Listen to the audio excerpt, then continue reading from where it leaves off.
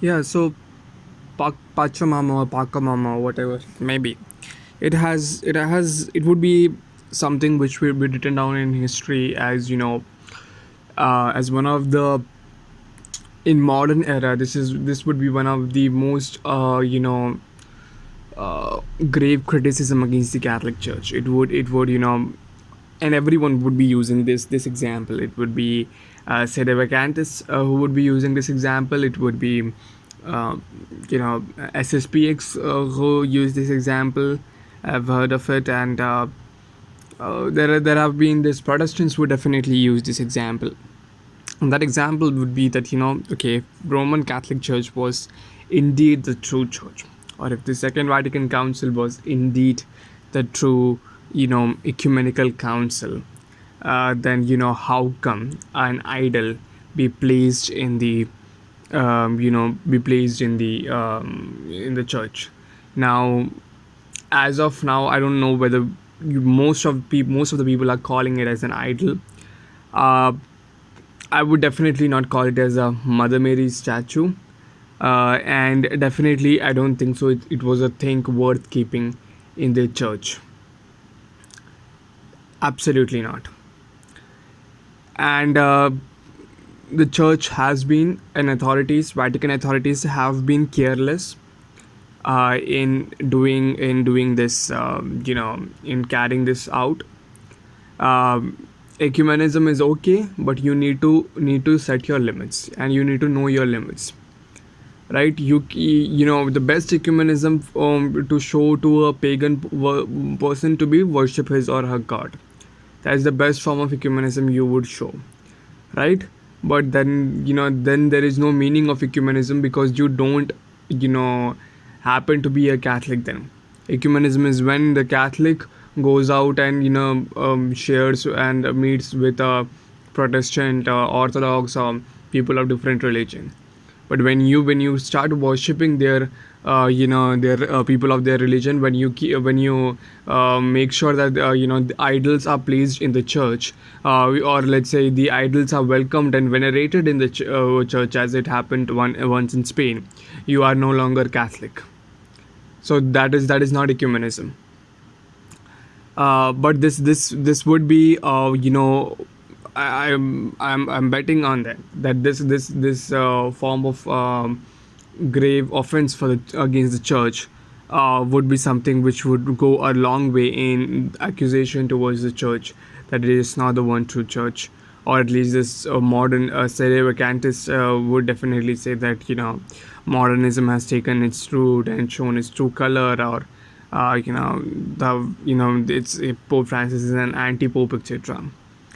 To an extent, I with all due respect, I would say that Pope Francis was also negligent. The entire Vatican authorities who were responsible for this were negligent. um, and definitely good Catholics have thrown that out. Now again, whether it is I believe it's an idol only, because if it would not have been an idol, there would have been some grave consequences, natural consequences, or other consequences of destroying or venerating or destroying a blessed statue. But I think so. It's an idol. It's not a thing that has to be kept in the church. That's just the first thing. The second thing that I would like to say is that you know I believe with lot many things what is happening in Vatican, and especially with this Pachamama issue or Pakamama issue, whatever. One thing is for sure that people have lost its sanctity. People have taken the sanctity of Saint Peter's Basilica for granted, and for the entire Vatican city state for granted. And this is not something that is that doesn't happen. It happens a lot. See, because for me, let's say here in the other part of the world, literally the other part of the world, going to Rome and visiting the St. Peter's Basilica, when I have never visited one, I would be so overwhelmed by these statues, and I would feel the sanctity of the place, and I would behave accordingly. But a person who has gone to St. Peter's Basilica, let's say more than 1,000 times in his life, you know uh, he has spent 10 years of his life in around Vatican City. He would not have the same reverence for he should have, because whether you visit one or whether you visit 10, you should have the sanctity towards St. Peter's Basilica. You might not have the overwhelming effect that the architecture or other things provide, but you definitely should have that sanctity and respect for the place. I think so that respect is lost by the people, and this is something that I once was like watching mass, a Christmas mass, I guess, or Easter mass in live stream, and I saw that in the St. Peter's Basilica, in a church, a lady was actually was not sleeping. She was just laying her head in the shoulders of her husband, and she was like she was just like lying down, like not lying down exactly, but yeah, laying herself on shoulders of her husband. And while prayers are going on and then everything is going on, she is just doing that. Now I just that time I just talked to I'd asked my father, look, what's this going on, they are sitting in the St. Peter's Basilica. I mean, the holiest church, or the definitely one of the holiest church, and this is the respect that they're showing. I mean, what is this and all that. And like my father said, it might be because they have visited this place so many years that they have lost its sanctity. They have lost the reverence that they had ought to give. So he gave an example. Let's say a person from distant village comes to the cathedral in our diocese. He would give a respect and veneration. He would be definitely overwhelmed by the architecture and how the altar is built up, etc. All these things he would definitely give a good respect. But a person who goes to the cathedral every weekend, he doesn't give that much respect. He might be also sleeping, he might be also laying or he or she might be also laying her head down on and doing that.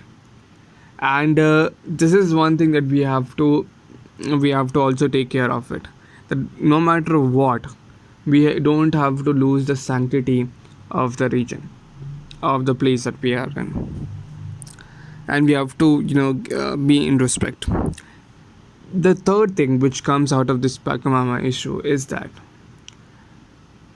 these priests were venerating the idol, or venerating definitely something which should not be venerated, were bowing down in the Vatican garden, including priests, right? Yeah, including priests were there. People definitely were there. I don't know if all the natives of in the Amazonian Synod were Christians, or they were non-Christians, or all of them were non-Christians. I don't know. But one thing that I know for sure is that this thing, people, the church should understand that for an American level, there are quite many things which are locally not dealt with, and somehow I believe that these bishops, local bishops, have gone lukewarm in addressing the heresies and in addressing the syncretic practices and other practices which are anti-Catholic. I'm pretty much sure that this thing is not just with regard to the Pachamama idol.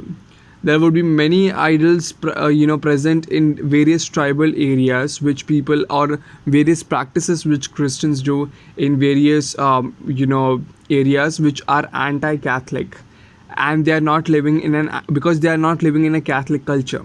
So many things which are not a part of Catholic culture and in many ways anti-Catholic can also is readily available to them. They might be influenced by this, and most importantly, their parents and their grandparents and everybody through tradition might be doing that.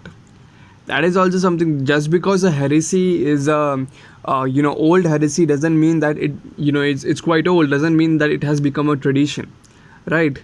But and that's the thing. So people might be, having these practices, people might be having these practices from long time, and they might be thinking, okay, since we are having these practices a long time, this practice is okay. But just because that practice is happening a long time, it doesn't mean that it's okay.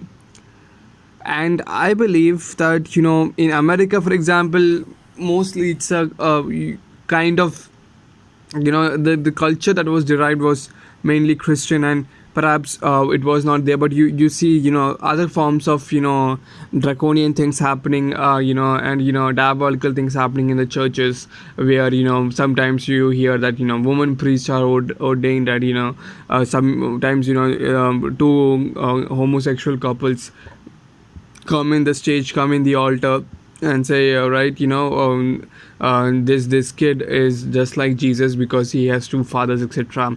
And the entire church, applauds all these comments, etc. So there are things like that that also happen in America and in other in Europe, etc. But in other areas where, the Catholic culture was not dominant, there would be various syncretic practices that is going on, which is anti-Catholic.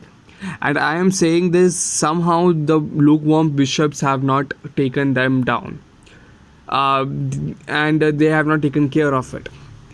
Simply because perhaps they might not have enough theological resources or apologetic resources to, to find out whether it is a, it is an act worth considering or not. And so these are the basically three things which we come up of pachamama, and I think so Rome should do something about it. The Vatican should do something about it, in the sense that uh, Vatican should give to the different places this order that you have to search your own practices which the community is doing, and especially those which all you share with the other communities, members of other communities, etc. And see whether, these things are done. Because if priests are bowing down to this particular quote unquote idol, or um, something which should not be bowed down to, then I guess, they